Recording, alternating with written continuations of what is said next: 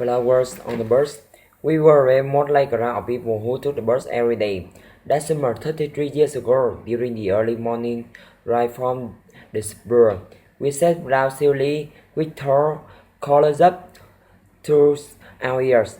The cheerless and taciturn bunt. One of the passengers was a small gray man who took the bus to the center for senior citizens every morning.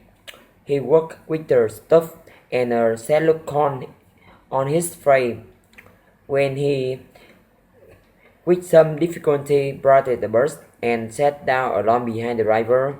No one ever paid very much attention to him.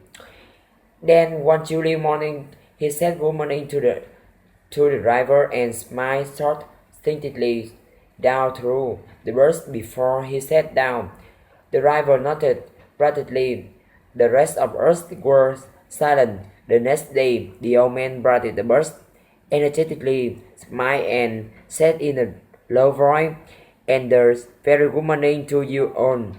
Some of us looked up amazed and murmured, "Good morning," in reply. The following week, we were more alert. Our friend was now dressed in a nice old suit and a quite out-of-date tee. Then the thin hair had been carefully combed. He said good morning to us every day, and we rapidly began to nod and talk to each other. One morning, he had a bunch of white flowers in his hand. They were already dangling a little because of the heat. The driver turned around smilingly and asked, "Have you got yourself a girlfriend, Charlie?" We never got to know if his name really was Charlie, but he nodded shyly and said yes. The other passengers whispered and clapped at him. Charlie bowed and weighed the flowers before he sat down on his seat. Every morning after that, Charlie always brought a flower.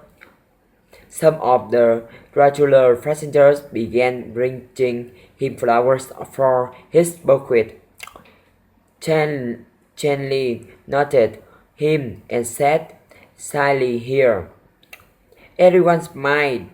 The man started to chat about it, talk to each other, and said the newspaper. The summer went by. The autumn was closing in when one morning Charlie wasn't waiting at his usual stop. When he wasn't there the next day and the day after that, we started wondering if he was sick or hopefully on holiday somewhere. When we came nearer to the center for senior citizens, one of the passengers asked the driver to wait. We all held down breath when she went to the door. "Yes," the staff said. They knew who we were talking about. The elderly chairman was fine, but he hasn't been coming to the center that week. One of his very close friends had died at the weekend. They expect him back on Monday. How silent we were the rest of the way to work. The next day, Monday, Charlie was waiting at the stop, stopping and a little bit more rain, and with her a tea. He seemed to have drunk again. Inside the bus was a silence akin to that in the jug. Even thought no one had talked about it. On those of us who he had made such an impression on that summer sat with her eyes filled with tears and the bunch of white flowers in our hands.